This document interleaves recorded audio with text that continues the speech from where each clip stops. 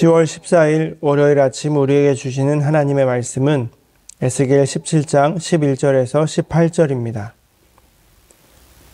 여호와의 말씀이 또 내게 임하여 이르시되 너는 반역하는 족속에게 묻기를 너희가 이 비유를 깨닫지 못하겠느냐 하고 그들에게 말하기를 바벨론 왕이 예루살렘에 이르러 왕과 고관을 사로잡아 바벨론 자기에게로 끌어가고 그 왕족 중에서 하나를 택하여 언약을 세우고 그에게 맹세하게 하고 또 그 땅에 능한 자들을 옮겨갔나니 이는 나라를 낮추어 스스로 서지 못하고 그 언약을 지켜야 능히 서게 하려 하였음이거늘 그가 사절을 애굽에 보내 말과 군대를 구함으로 바벨론 왕을 배반하였으니 형통하겠느냐 이런 일을 행한 자가 피하겠느냐 언약을 배반하고 피하겠느냐 주 여호와의 말씀이니라 내가 나의 삶을 두고 맹세하노니 바벨론 왕이 그를 왕으로 세웠거늘 그가 맹세를 저버리고 언약을 배반하였은즉 그 왕이 거주하는 곳 바벨론에서 왕과 함께 있다가 죽을 것이라.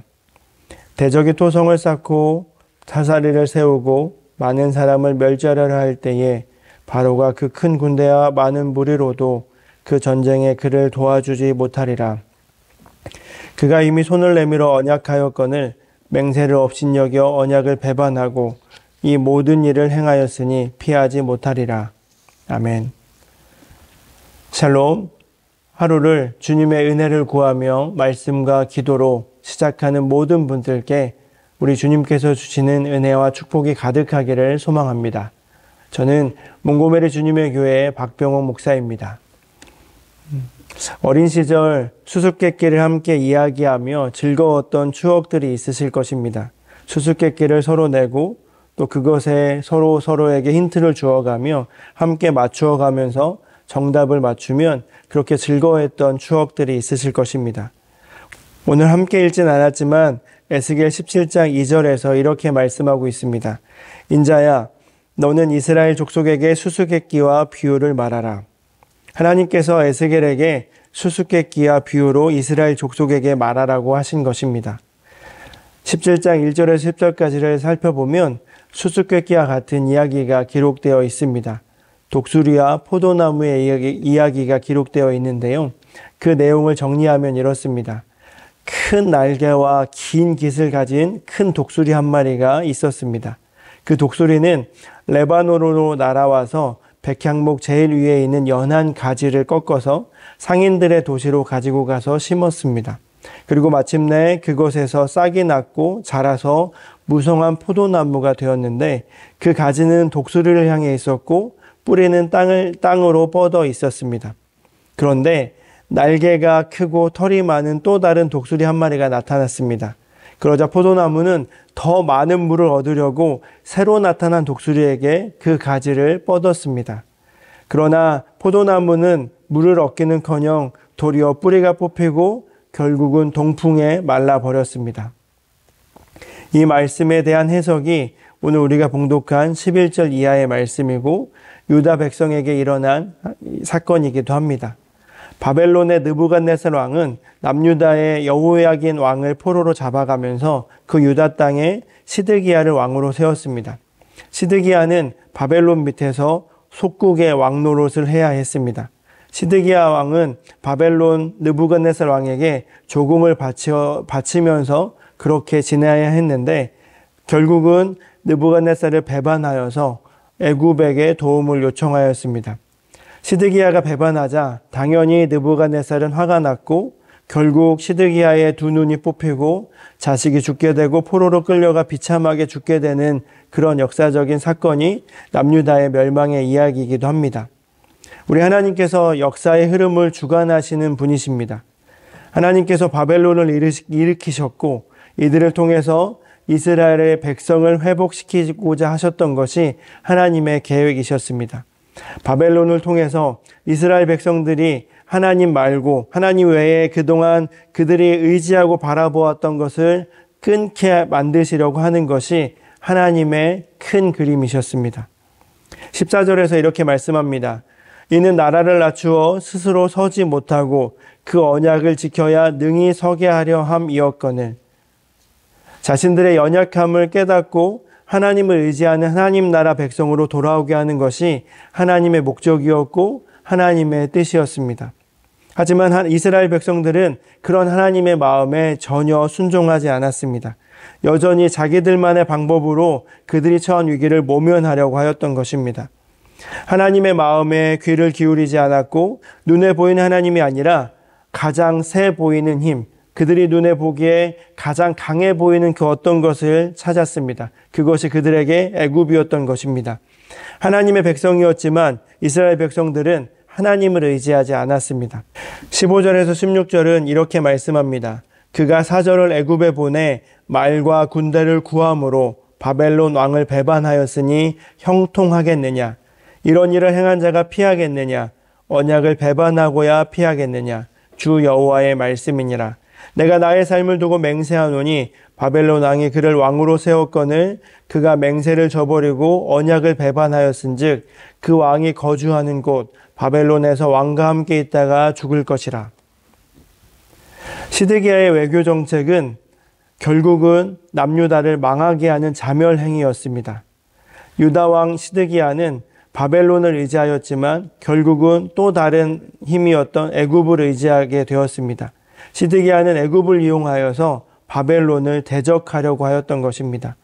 또 다른 힘을 이용하여서 또 다른 강대국을 이용해서 이스라엘을 괴롭히는 강대국 바벨론을 대항하는 것은 어찌 보면 훌륭한 외교 정책으로 평가할 수 있을 것입니다.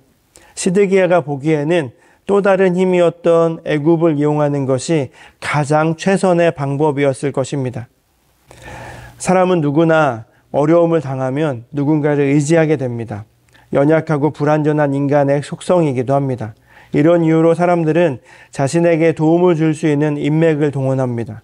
또 그런 인간관계를 만들기도 하고 그런 것들을 통해서 보험을 들기도 합니다. 인간들의 관계가 얽히고 설키는 이유는 자신의 생존 전략이기도 합니다. 나라와 나라의 관계인 국제관계도 마찬가지일 것입니다. 그런 관계를 통해서 도움을 줄 수 있는 것을 찾게 됩니다. 그렇지만 인간들이 도울 수 있는 데에는 한계가 존재합니다. 풍전등화, 바람의 등불처럼 곧 꺼질 위기에 처한 위기에 처한 남유다가 해야 할 것은 남유다를 도와줄 강대국이 어디인가를 찾는 것에 있지 않았습니다.